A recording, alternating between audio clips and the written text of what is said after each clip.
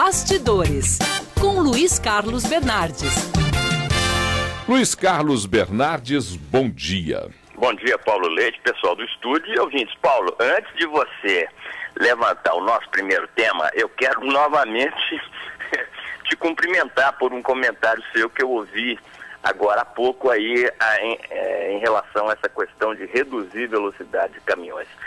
Realmente mostra a incapacidade aí das nossas autoridades de já ter feito essa reforma do anel há muito tempo e já estarmos partindo até estarmos construindo o rodoanel. Você tem razão. Ontem eu conversei com o presidente da Confederação Nacional dos Transportes, que é também senador Clésio Andrade. Ele me dizia o seguinte: vamos ser obrigados a fazer isso, vamos ser obrigados primeiro a tomar medidas para salvar vidas e depois partirmos aí o mais rápido possível. Eu não sei o que isso significa para as nossas autoridades.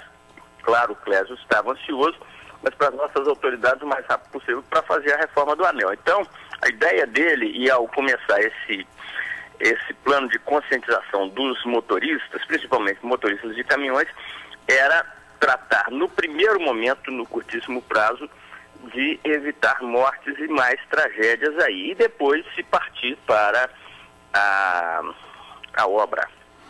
O que eu fico impressionado, Luiz Carlos, e você tem uma tradição, uma longa tradição como jornalista acompanhando a política e os políticos de Minas Gerais, o que eu fico impressionado, e aí me permita se eu vou ser radical no que eu vou dizer, mas é o desprestígio de Minas Gerais nesse sentido, porque nós estamos com esse problema do anel se arrastando há muito tempo. E não há uma ação prestigiosa ou determinada por parte dos políticos do nosso estado para que essa realidade tenha sido transformada há mais tempo. Isso é que me deixa intrigado nessa questão.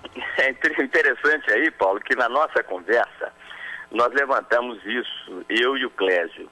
Há quanto tempo Minas não elege um presidente? E eu sempre me lembro, o último presidente da República eleito por Minas foi Juscelino Kubitschek de Oliveira, aliás, um estadista. Depois, acho que no regime militar os políticos mineiros foram perseguidos porque eles têm muita habilidade. O doutor Tancredo um dia me explicou, eu perguntei a ele por que o político mineiro tem essa importância. Ele falou comigo: Luiz Carlos, porque o político mineiro conhece o Brasil inteiro, porque Minas faz fronteira com São Paulo, com Rio, com o Nordeste. Então, a partir do regime militar, nós passamos a ter vice-presidentes. Então, tivemos Pedro Aleixo, um político muito importante, tivemos Aureliano Chaves, e depois, quando o regime acabou, aliás, com contribuição da sociedade civil e de muitos políticos, inclusive Tancredo de Almeida Neves, aí que seria o presidente da República, não é? Morreu dramaticamente. Aí nós voltamos a essa tradição de vices que o regime militar nos impôs. Tivemos Itamar Franco, que foi um vice e depois foi um presidente da maior dignidade e que fez o Plano Real. E, enfim, tivemos o vice José Alencar, que foi presidente por mais de um ano aí durante as viagens de Lula, também um vice de muita seriedade e tudo. E agora temos uma presidente mineira que nasceu aqui, morou aqui até os 22 anos e depois se mudou para o Rio Grande do Sul. Então, você tem razão, Minas perdeu esse espaço na política e me parece que se conformou com isso. É importante que Minas volte a bater no peito, volte a gritar, volte, enfim, muito importante. Vamos ver se os políticos, mas também a sociedade civil de Minas conseguem fazer isso. Bom, vamos voltar ao nosso primeiro assunto, então, nas coisas que conversamos antes da conversa aqui ao vivo. Sim. Como é que anda o processo de falência do Banco Hercules? Parece que você tem alguma informação nesse sentido. Temos informações aqui, tem informações em primeira mão, Paulo. A falência do Banco Hercules, decretada nos anos 90, continua causando polêmica. Hoje acontece o julgamento, veja só, de um recurso contra a decisão que autorizou os falidos, ou seja, os que levaram à falência, a vender imóveis por valor inferior a outras propostas, o que pode causar prejuízo às dezenas de credores em mais de R$600 mil.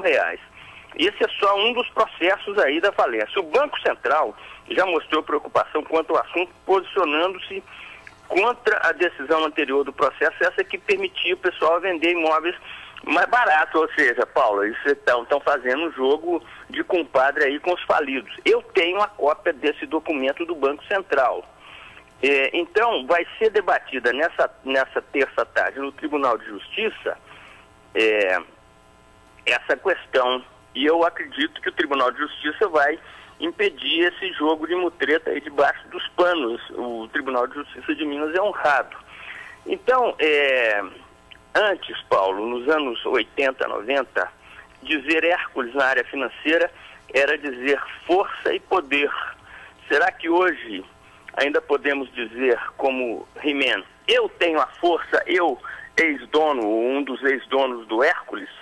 Essa é a questão, Paulo e ouvintes. Eu acho que não. Luiz Carlos Bernardes, que fala todas as manhãs conosco. Peraí, Paulo, tem mais uma coisinha. Pois aqui. não, diga. O governador Anastasia Sim. demonstrou muita coragem com esse projeto impedindo futuras pensões de governadores. Sim. É aquela história, ninguém quer prejudicar o governador, mas também não pode o sujeito com 4 anos apenas de trabalho ter direito a uma pensão. Esses 4 anos devem se somar a outros anos de trabalho. Agora, o que está sendo discutido é que as pensões anteriores continuam sendo pagas. Então, fica ainda uma situação delicada e a OAB Nacional está entrando na justiça contra a continuidade desse pagamento. E em outros estados, outros 3 ou 4 estados, isso também acontece. Então, essa polêmica virou nacional. Perfeito. Vamos marcar o encontro amanhã, então, por volta de 9h20, para a gente falar mais uma vez dos bastidores, correto? Claro que sim. Grande abraço para você. Tenha um bom dia. Muito bom.